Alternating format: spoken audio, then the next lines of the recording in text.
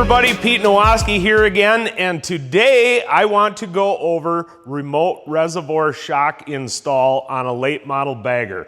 In front of me, or next to me here, I have a 2020 Milwaukee 8 Street Glide. We are going to install 13-inch Nowaskey Remote Reservoir Shocks with black OG mounts on here.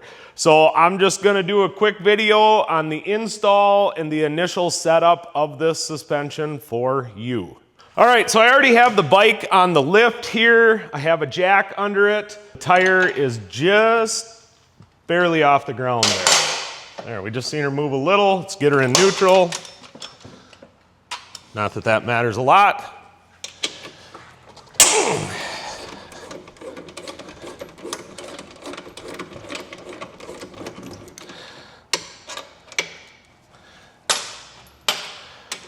No need to save the hardware.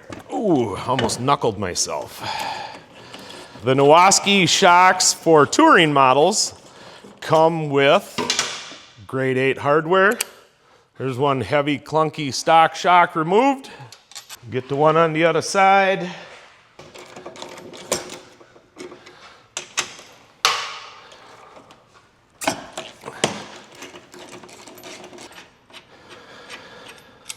There's the second thing removed. It's not really a shock, it's just a placeholder. Look at that, step one finished. I gotta grab the hardware for the new shocks.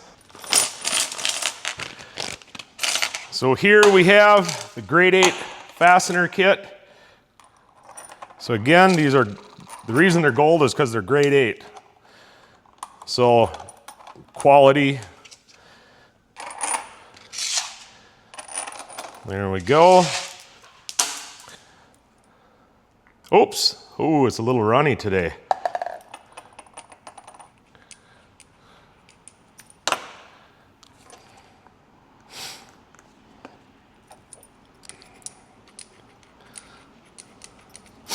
There we go.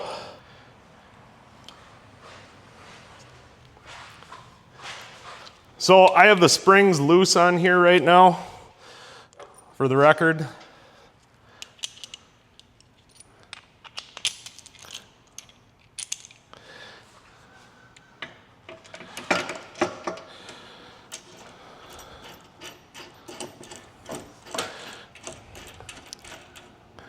So I'm just going to set that there nicely. Oh.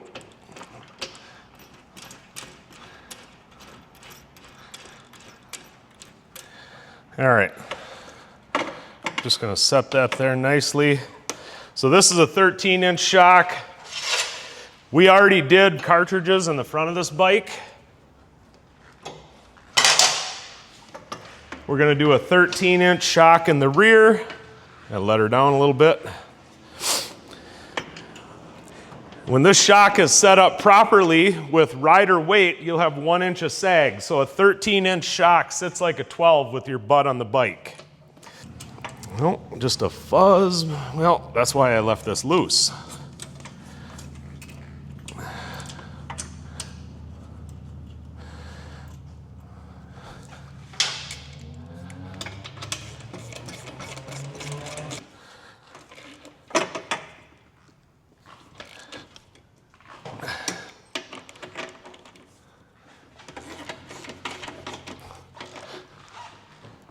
Go. So here's the deal, guys. It's never gonna be exactly the same left to right when you're installing this. It's always gonna be just a fudge different, and that's because the swing arm, the transmission, and the engine are one part of the chassis, and then the frame and the front end are the other, and that can move this way and this way. So it's going to be just a little off. So if you leave the springs loose, it's easier to get the shocks mounted up, but you don't have to. When we send the shocks out to you, they're preset, if you will. You still have to set up sag for yourself, but we kind of get you in the ballpark. So you may not want to do that at home, but that's how I do it here. I don't want to overcomplicate things. There. Now we're going to put the remote reservoir bracket on. So we use original garage reservoir mounts. They work the best with our system, and they're a good company to deal with. So we got to get a couple bolts out here. The tour pack is on, so this one bolt kind of goes through that tour pack mount. So I'm just going to loosen this up here a little, and then I'm going to get my bracket ready. So here we have the OG reservoir brackets.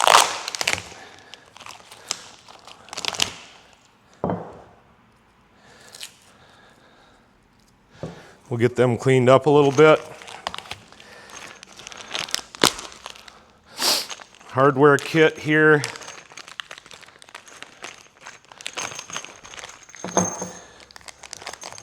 There we go, there we go.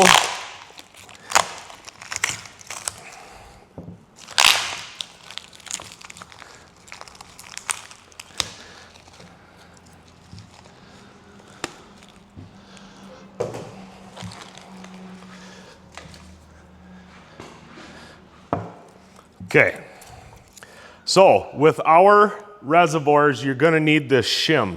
So this reservoir bracket is designed to work with multiple different reservoir shock systems, but with ours, we need this little shim. So we know that we're gonna need this bracket for this side.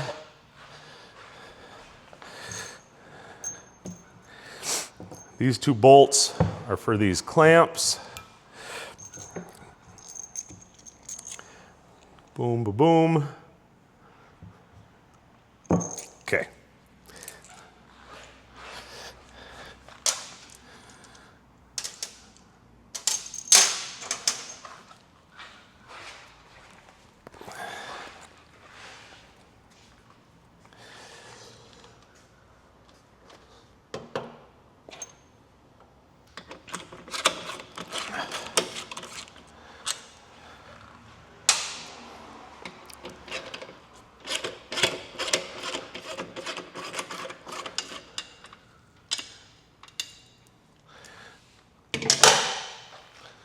And you know me, I like everything clean. So we just kind of get in here, clean that up a little. So we have two different length spacers here. So there's 6 spacers in the kit. You're only going to use 4 depending on your application.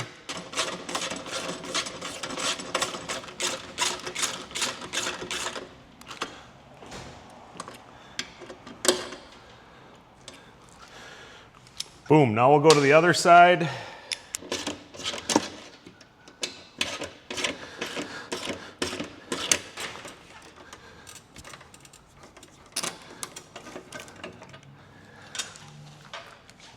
So we get our proper spacers on here.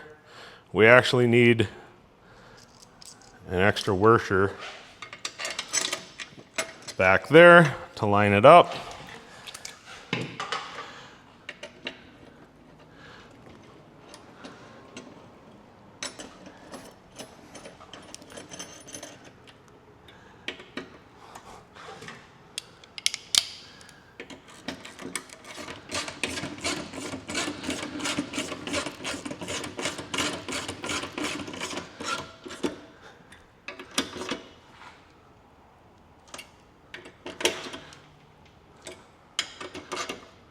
Look at that.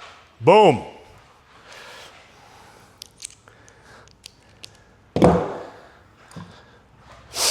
We have our spacers and our clamps.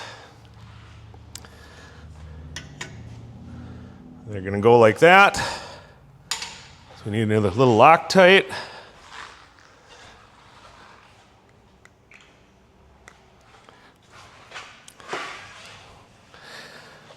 These are ambidextrous, same part number. They can go on either side. These have their own spot. I just told you these are ambidextrous. They kind of are, but if you want the OG to be right, you got to double check that. So, sorry for the confusion there. They will go on either side, but pay attention to the OG. So we got our shim on there.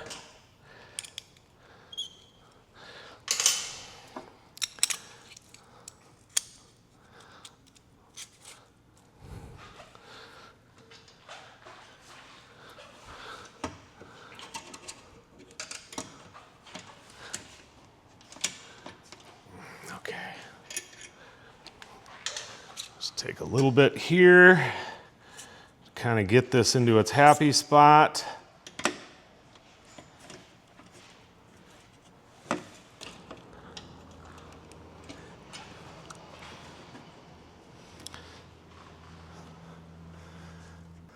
Okay, I'm just going to leave that. It's a little bit loose for the moment.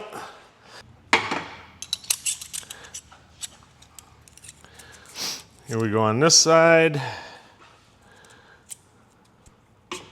Get her all up in there. Get it started. Oh, just gotta get that little shim in there. Okay.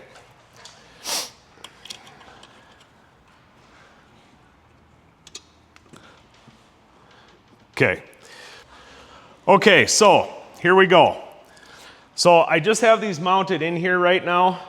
I want to slide them up a little bit to relax this line, but with this particular tour pack mount, although it fits, the reservoir is touching the tour pack mount.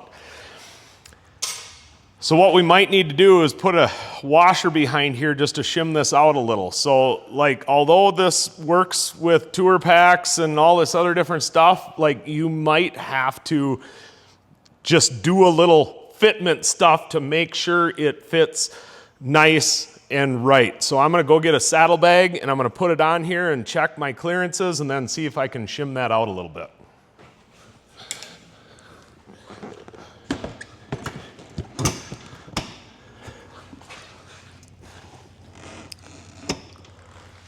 So as you can see here, we have all the room in the world for this saddlebag to fit on here and open and close properly.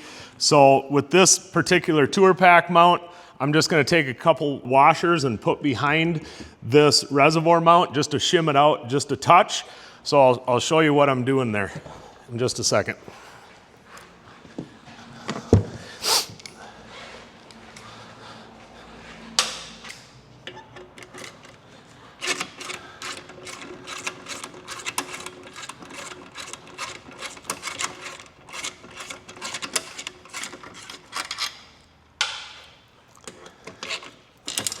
It's the little things that make the difference.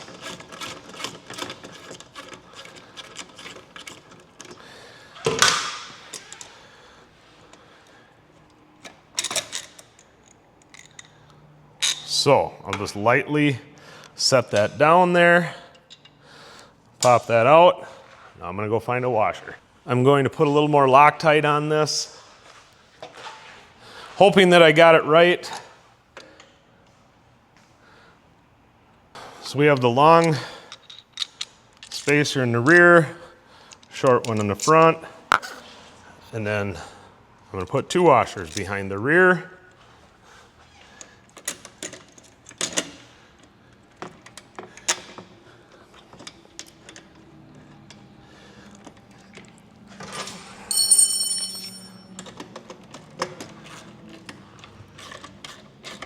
Look at that.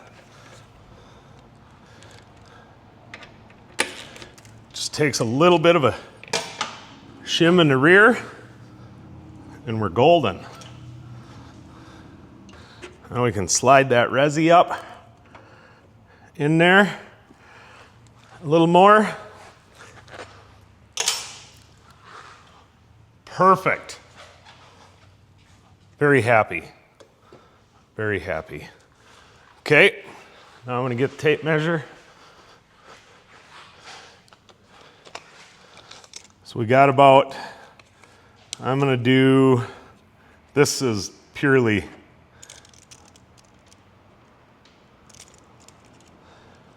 so I'm 2.5-ish, 2.5.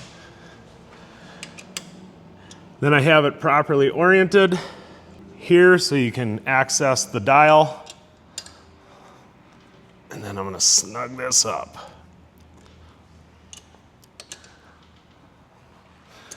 Perfect, moving on.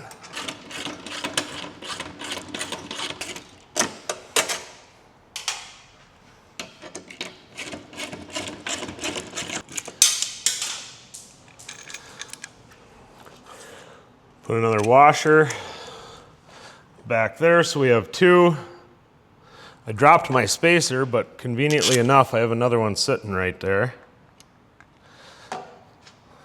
So I'd like to remind you that you're not always gonna have to mess around with this spacing. Just remember that I look at every project as a unique project, and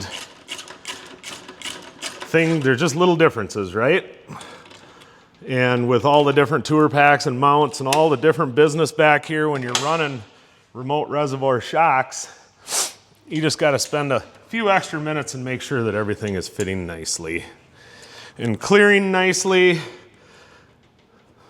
Can't prepare for every situation. Oh my gosh, it's almost like I've done this before. Okay, so I'm just going to double check all the bolts again, because that's what I do. Make sure everything's tight.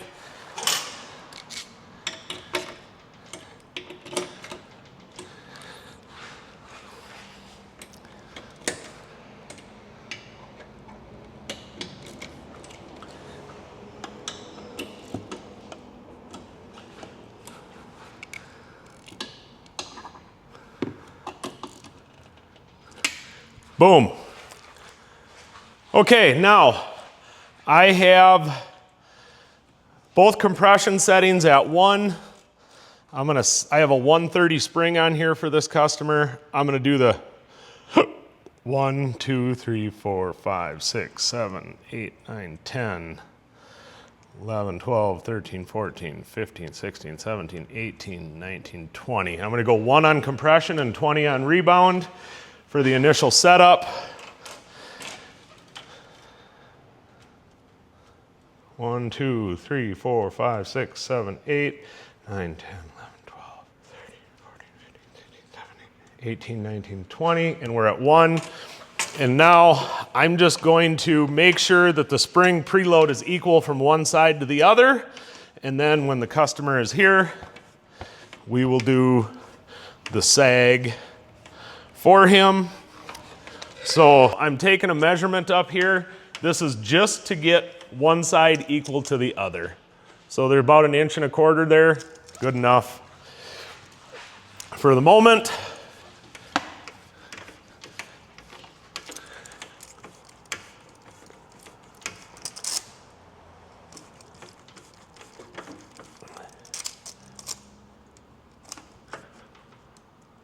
And there we go, they're about equal from one side to the other. So, there you have it. Remote reservoir Nowaskey shock install on a late model bagger. So like I said, we still have to do the setup for the customer, but that'll be another video. For now, this is how you install Nowaskey Remote Reservoir Shocks on a late model touring model bike. So, stay tuned to our channel, like, subscribe, follow, and comment. Tell us what you think, what you want to see, what you want to know. I'm Pete Nowaskey, and this is another video from Nowaskey Extreme Performance.